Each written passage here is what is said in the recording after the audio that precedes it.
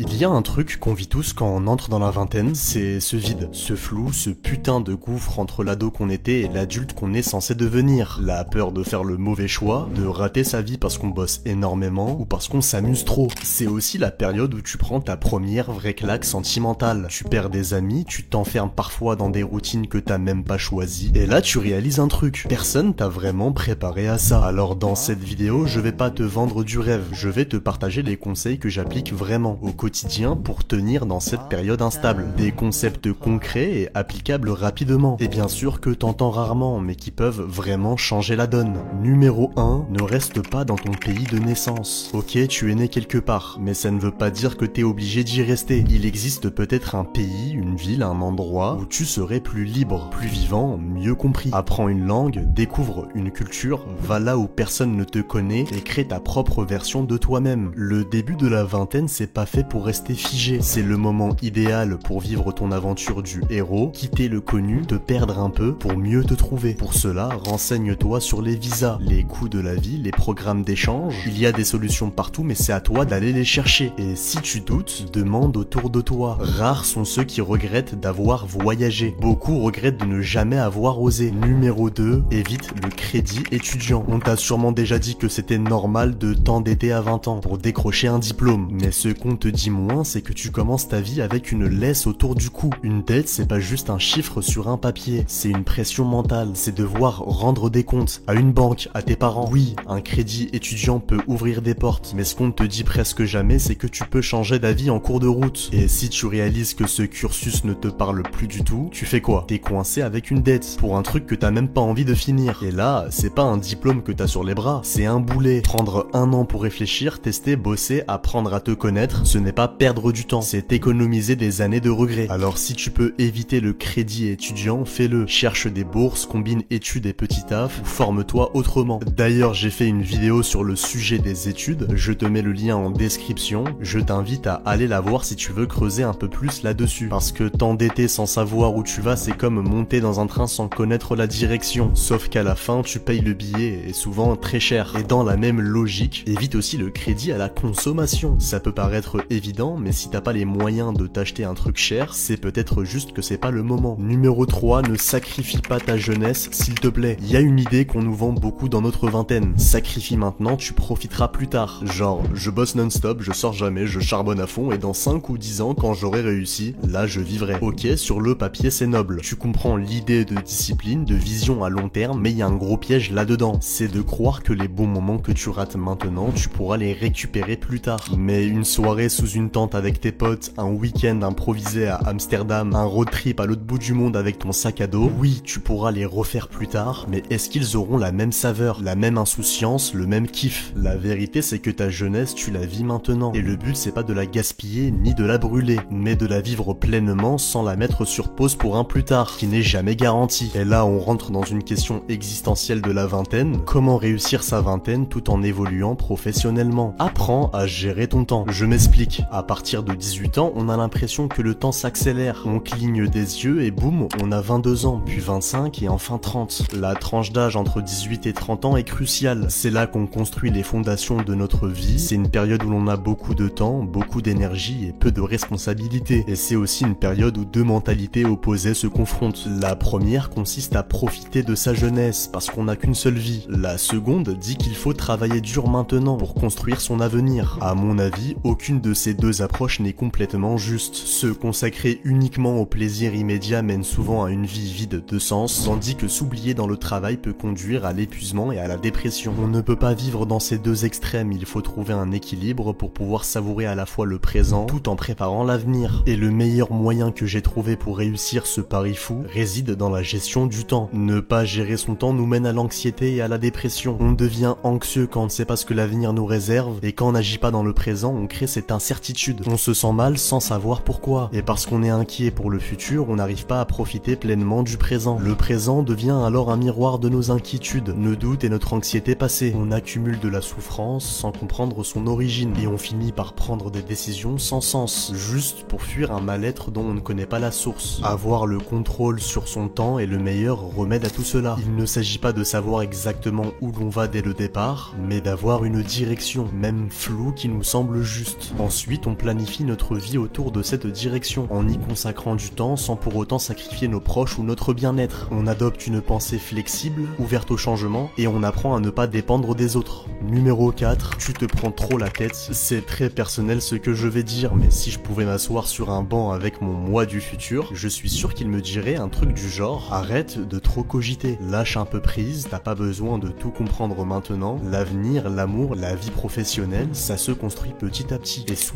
pas du tout comme tu l'avais imaginé. Il me dirait aussi: amuse-toi, passe du temps avec les gens que t'aimes, et surtout, essaye de t'endormir chaque soir sans regret. Dis ce que t'as à dire, fais ce que t'as envie de faire, vis pendant que t'en as l'occasion. Et je crois qu'il finirait par me dire un truc un peu plus brutal mais vrai: tout est éphémère ici. Une personne peut t'aimer aujourd'hui et t'ignorer demain. Une opportunité peut te passer sous le nez sans prévenir. Rien ne dure et c'est pas grave, parce que justement c'est ça qui rend les moments précieux. Apprends à savourer les choses pendant qu'elles sont là, pas à t'y accrocher de toutes tes forces, pas à avoir peur que ça parte. T'as pas besoin d'être triste pour ce qui disparaît, t'as juste besoin d'être présent pour ce qui est encore là. Donc ouais, prends-toi moins la tête, respire, ris, aime, essaye, le reste, ça se passera comme ça doit se passer. Si tu es resté jusque là, pense à t'abonner et à m'écrire en commentaire. C'était Aymal et on se retrouve très bientôt.